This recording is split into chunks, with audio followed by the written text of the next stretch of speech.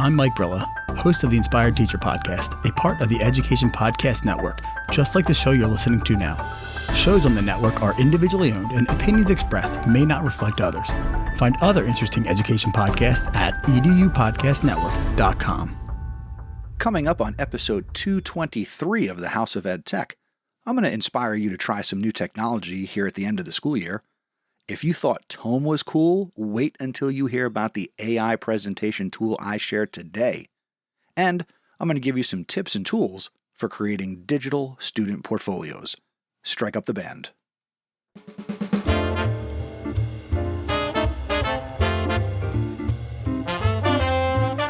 Welcome to the House of Ed Tech. My name is Chris Nessie. The House of Ed Tech launched in 2014, giving me the opportunity to speak with teachers, leaders, and creators so you can more effectively integrate technology, strengthen your pedagogy, and have more confidence in your classroom and school so you can make an impact. Get involved with the podcast by visiting my website, chrisnessie.com. Using technology isn't difficult, and this is where it begins. This is the House of Ed Tech. And it's the end of April 2023. April 30th, in fact. Welcome back. Or welcome aboard for the first time. Thank you for checking out House of Ed Tech. I really appreciate that you're here, making the show a part of your anytime, anywhere professional development.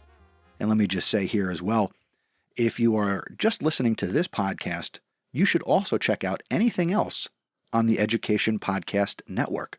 Go to edupodcastnetwork.com. Check out Mike Brilla's podcast. He does it multiple days a week, and he does a fantastic job creating content that will inspire and lift you up. Shout out to Mike Brilla. Also, as we get here towards the end of the school year, I announced it in the last episode back in 222 that I will be at ISTE Live 2023 in June of 2023. And I'm very excited that I'll be doing some live streaming and recording of podcasts and content and hopefully getting to connect with as many listeners of this podcast as possible. If you're going to be attending ISTE Live in Philadelphia, then let's plan to meet on June 26th or June 27th. And June 27th is going to be the day I plan the big podcaster meetup, where I will gather a bunch of my podcaster friends. We will go to get cheesesteaks and root beer.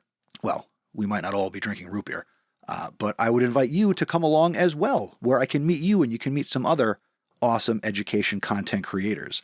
So if you're interested in getting together, send me an email or a DM. The email is feedback@chrisnessie.com, or on Twitter, slide into my DMs and let me know that you're going to be in Philly. And we're going to have a lot of fun. And speaking of fun, we are going to get into this episode. And the first thing I want to do is the Ed Tech Thought.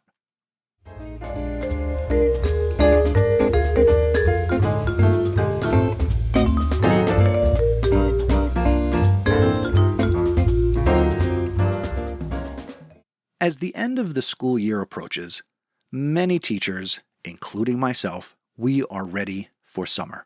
It's been a long year full of challenges and changes, but it's also been a year of growth and learning, and not just for the students. As another school year winds down, I always try to take a few moments to reflect on what I've learned and how I can continue to grow as an educator. I hope you do the same thing too. One of the things that I found most valuable in my career is trying new technology at the end of the school year. Now granted, I am cut from a slightly different mold, and I tend to try things all throughout the year, but I feel most comfortable at the end of the school year doing some new things. Let's be honest, it can be intimidating to try something new, especially when you're already juggling so many responsibilities. But I have found that the benefits far outweigh any initial uncertainty. First, trying new technology at the end of the year, and really at any time, helps you stay current and relevant. The pace of tech development can make you dizzy, and if you don't make a conscious effort to stay up to date, you risk falling behind and losing touch with your students and their needs. By trying out new tools and experimenting with different approaches, you're able to keep pace with the latest trends and innovations in the space. Second, trying out new tech tools helps you become more effective as a teacher. By exploring new tools and techniques, here at the end of the year, you're able to find new and creative ways to help your students learn and grow. Finally, trying out new tech is an important part of your professional growth. As an educator, we are never done learning. There is always something new to discover, some new skill or technique to master. By embracing new tech, you're able to expand your skill set and develop a new expertise that will serve you well in the many years to come. It's an investment in your own professional growth and in the success of your students. So as another school year comes to a close, I encourage you to take a few moments to reflect on your own growth and your own development. Think about the new tools and techniques that you've tried this year alone. Think of some of the things I've recommended throughout the school year on the podcast or other places that you are consuming EdTech content. Consider what you might want to explore further in the future. And here at the end of the year, you've already built a rapport with your students. You've got a rapport with their families. So there is a sense of comfort where you trust them and they trust you. The worst time to do this is really at the beginning of the school year when there is so much newness. And I've talked about this a little bit before on the show as well as over on Podcast PD. Let's conclude with this. Embrace the uncertainty because it's okay here at the end of the year. And I challenge you to try something new. And I guarantee that you will emerge as a stronger and more effective educator as a result. And share with me what you do here or what you want to do. I'm always looking for opportunities to share those just give it a try stories that I feature towards the end of an episode of the podcast. And that's my way of saying, I don't currently have any, so I would love it if you shared a story with me. I'll get it right here on the show. And that's my EdTech thought.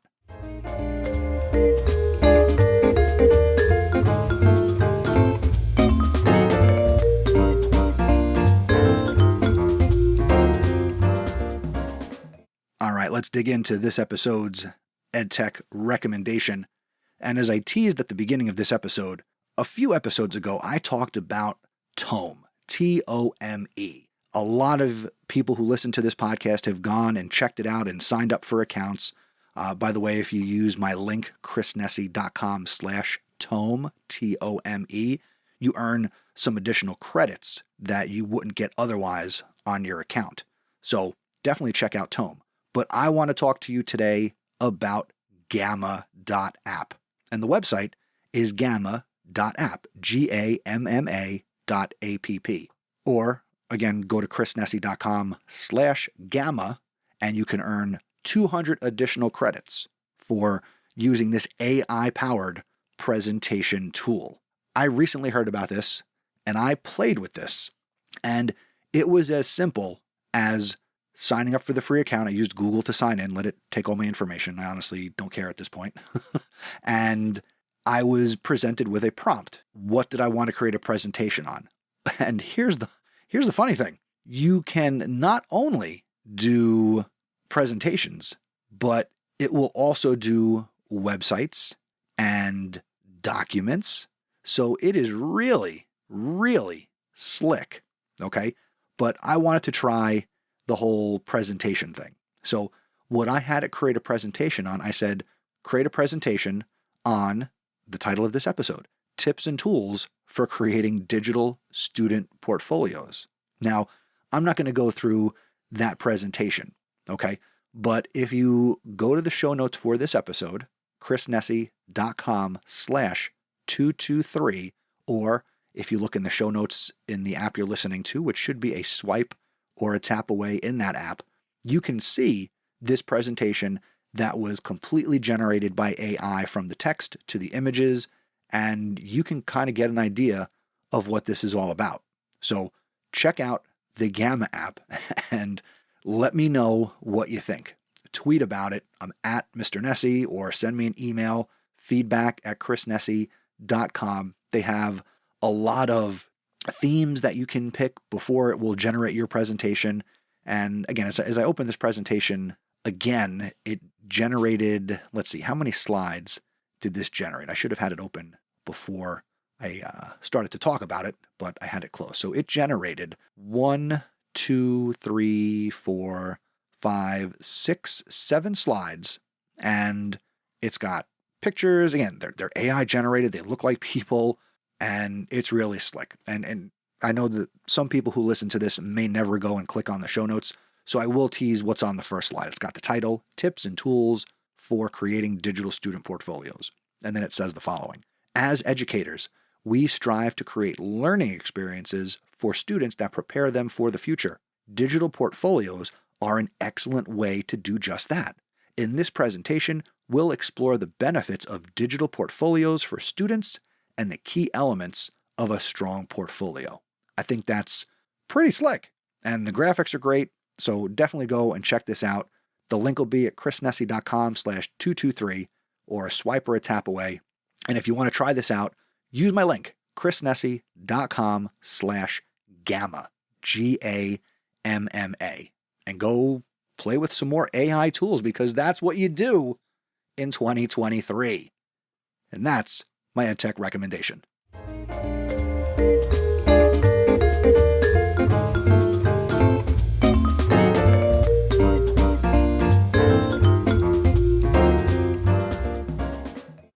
All right, let's get into the featured content of this episode.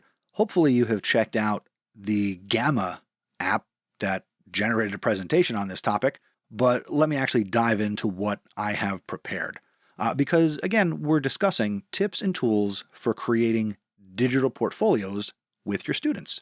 Digital portfolios are a great way for your kids to showcase their work, reflect on their learning, and develop essential digital literacy skills.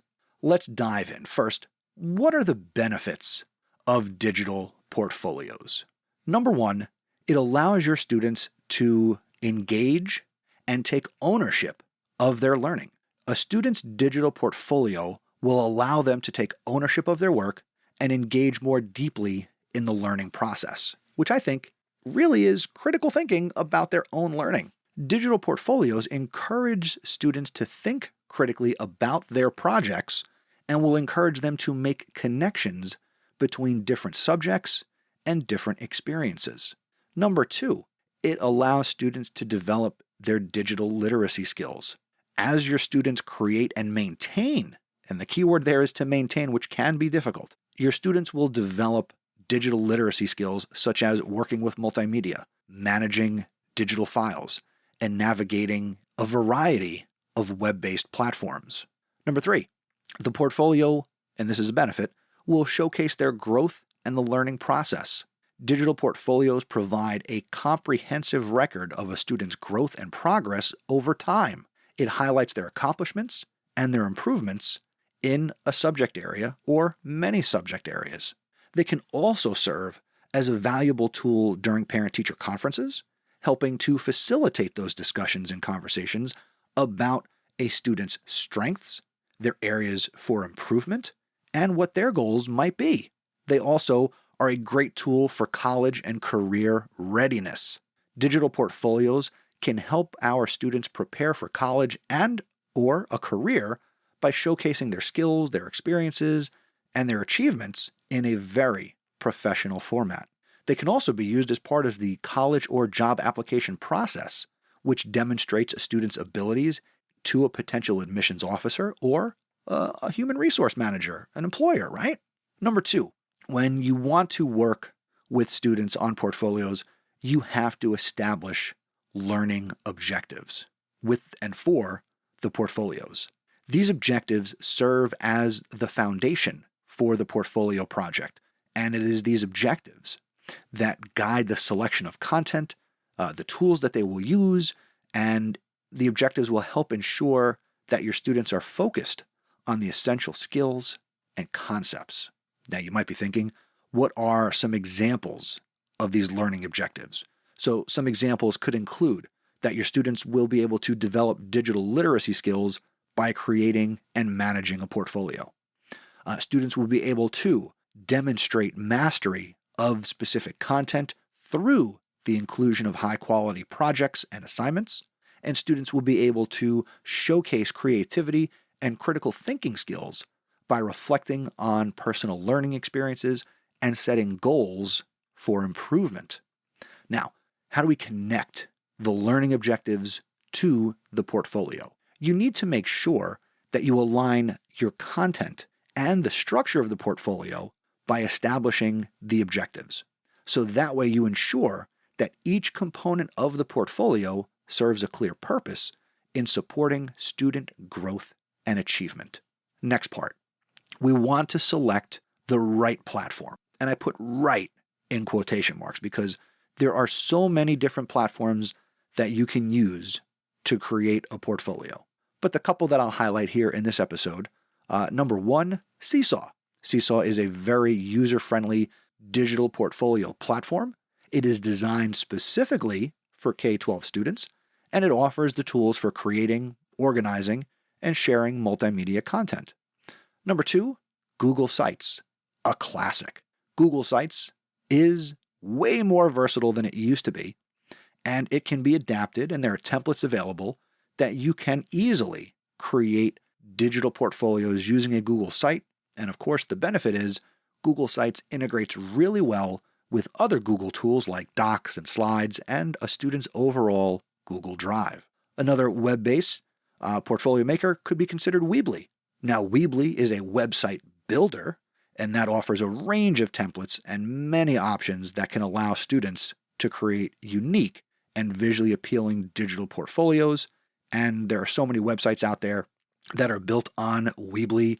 You can use Wix, depending on your location and what's available. Maybe Squarespace is an option, maybe WordPress.com, maybe WordPress.org is an option, or maybe Adobe Express, or as I talked about recently, Canva has a website building feature to it now. So maybe you can have students use any of these tools to build their portfolios.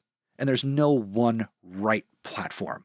You have to kind of gauge your students, your teaching and learning environment, and maybe you come to that decision together with your students, or maybe you give them the choice, present them with the features, or have them explore the platform that will best meet their needs for what they want to do. Now, I know that can be difficult to manage as the classroom teacher, but I wouldn't be doing my job as the host and creator if I didn't present you with a wide range of options.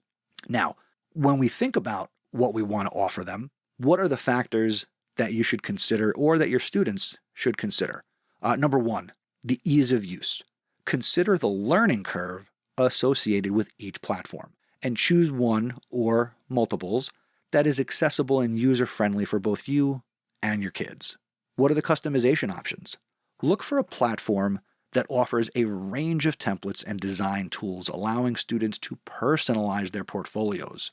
Remember when we started this, we talked about engaging them and letting them take ownership. And being able to choose the fonts and the colors, that's ownership at its finest. And of course, privacy settings. You want to ensure that the platform you choose or that your students choose offers appropriate privacy settings. That might enable you to control who has access to student portfolios, or if you're working with older students, to show them and empower them to think about their own privacy settings to protect their personal information. Next thing I want to talk about is organizing and curating the content. So, how do we structure a digital portfolio?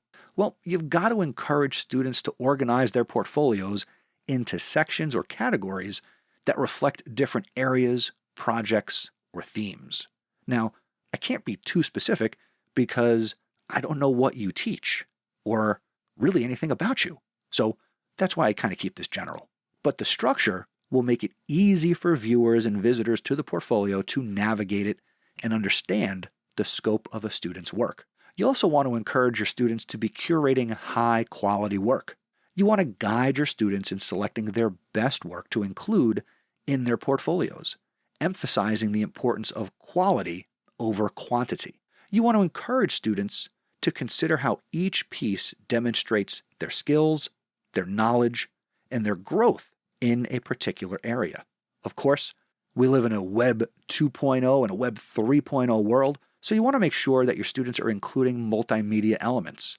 Suggest that your students incorporate a variety of media formats in their portfolios: images, videos, audio recordings, and other interactive elements that are more dynamic rather than static.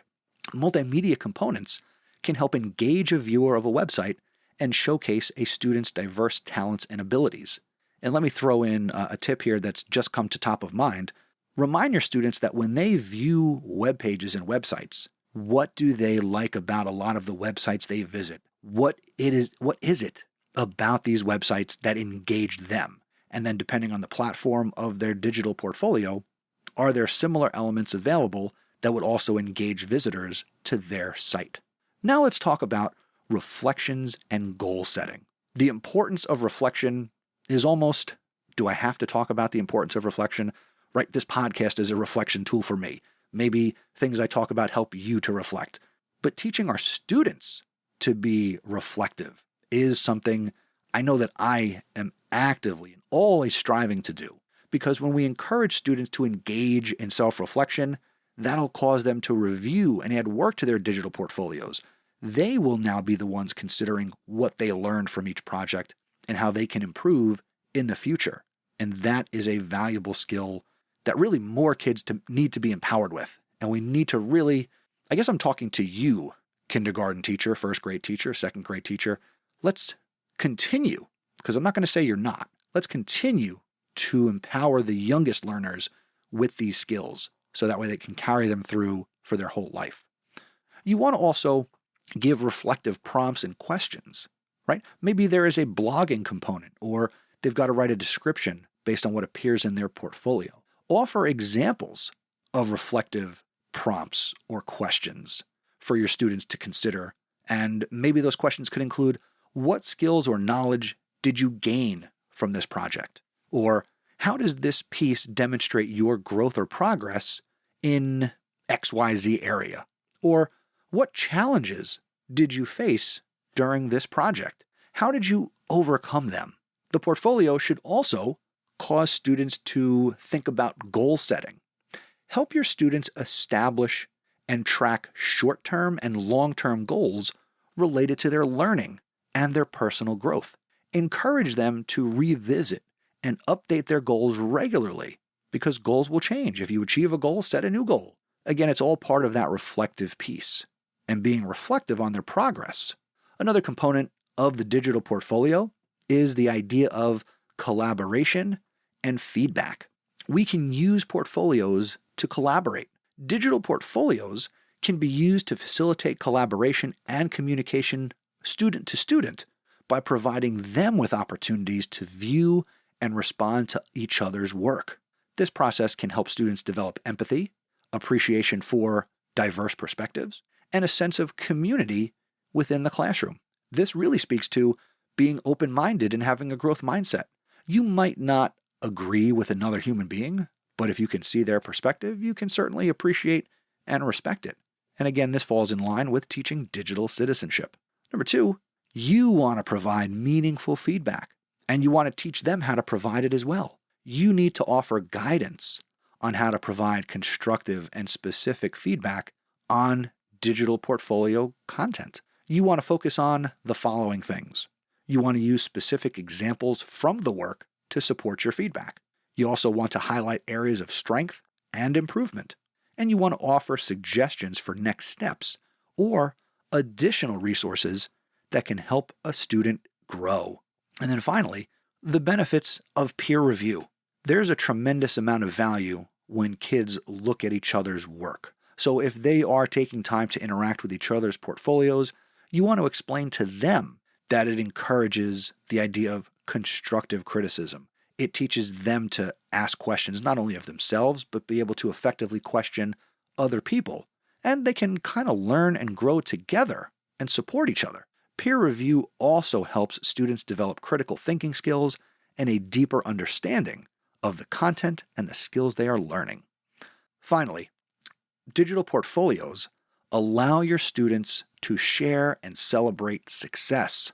So what are some strategies for sharing digital portfolios? Well, when we share them, we expand our audience, which can help your students gain recognition for their work and receive feedback from different perspectives. Some sharing strategies you might want to consider are, number 1, showcasing digital portfolios at parent-teacher conferences to provide a view of the student's progress and achievements at different points of the school year.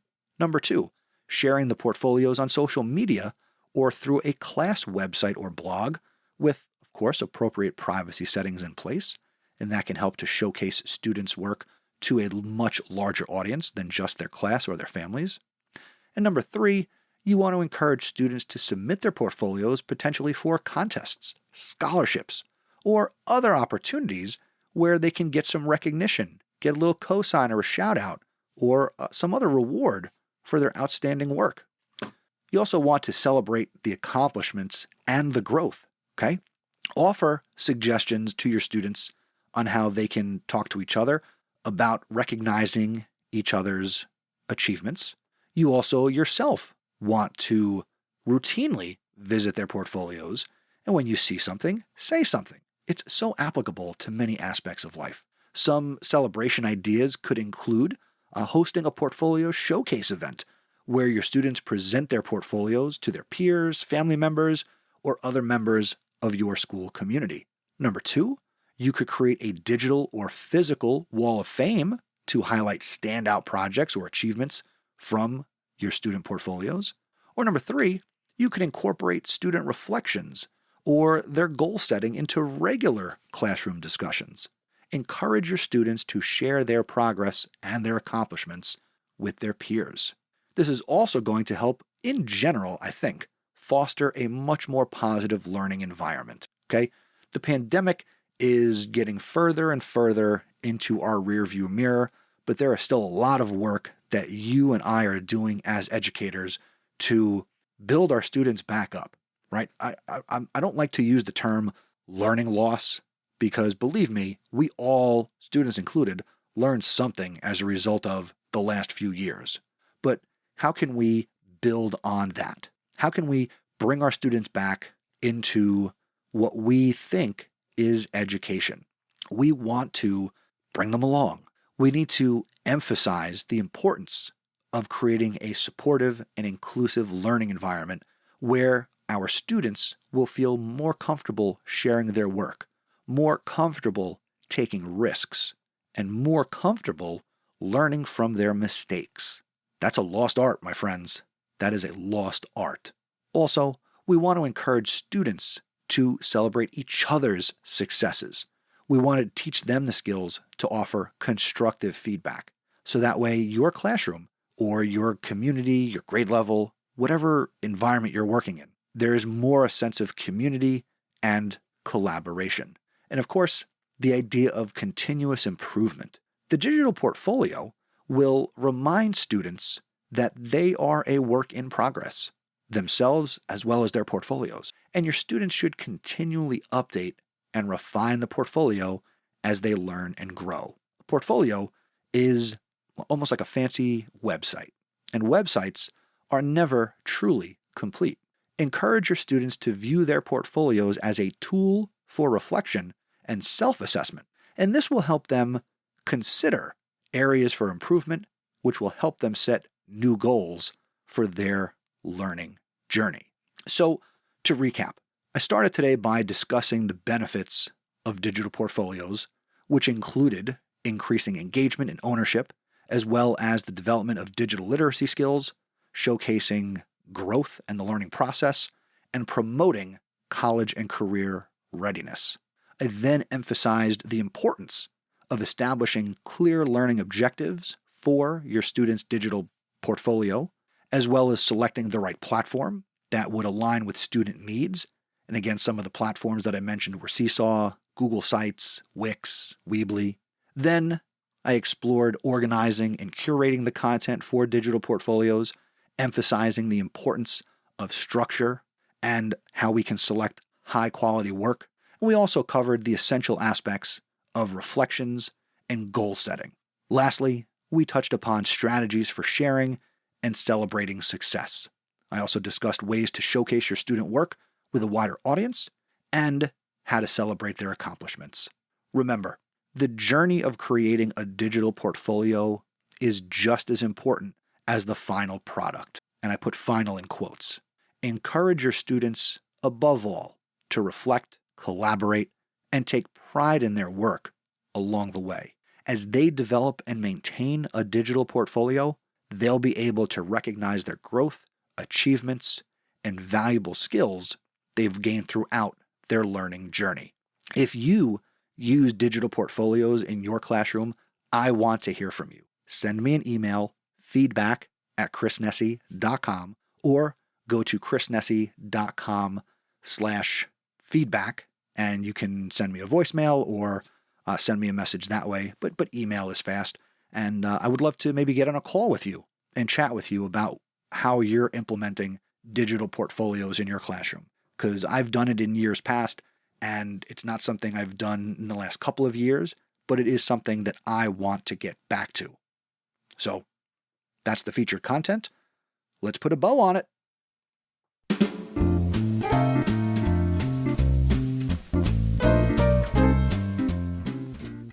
Thank you for listening to this episode of the House of Ed Tech.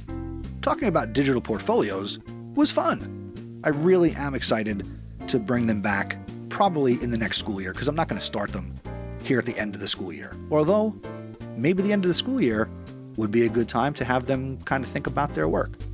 That's something to chew on. I'm going to chew on that. If you want to get the most value out of the House of Ed Tech, check out the show notes for this episode. You'll find all the resources that I mentioned in the episode, and this is a great way to deepen your understanding of the topics and take your learning to the next level. They are a swipe or a tap away in your app, or go to chrisnesi.com/223. I also love hearing from my listeners, and I value your feedback and perspective. If you haven't, please share your thoughts or questions about this episode or any topic related to EdTech. Don't be shy. Email me, feedback@chrisnesi.com, or go to chrisnesi.com/voicemail. Your input helps me create better content and improve the show, and I encourage you to reach out and share your thoughts with me. I honestly can't wait to hear from you. If you know someone who might benefit from listening to the show, share it with them. Use the share button in your app right now. Send it over to them. Text them. Whatever you got to do. You can easily share the link on social media, Instagram, or word of mouth. Go talk to the teacher across the hall or next to you. This level of support helps me reach more people and continue to bring great content to the world of education. Thank you for helping me spread the word about House of Ed Tech. If you want to give back to the show and help me continue to make this content, consider becoming an awesome supporter. If you get value from the show and you want to give value to me, you can go to chrisnesi.com/awesome. My current awesome supporters include Jeff Herb, Peggy George, Dan Gallagher, Mike Messner, Matt Miller, Brian Carpenter, and Erin Cummings. Thank you so much to each of you for your support for each episode of the show. The next episode of the podcast is going to be episode 224, and as of right now, I plan to send that your way on Mother's Day, May 14th, 2023. So again, end of the episode, end of April. I'm now 42 years old. Am I wiser? I don't know. Do I feel smarter? I have my moments. Either way, thank you for learning with me. And remember, using technology isn't difficult. Just give it a try.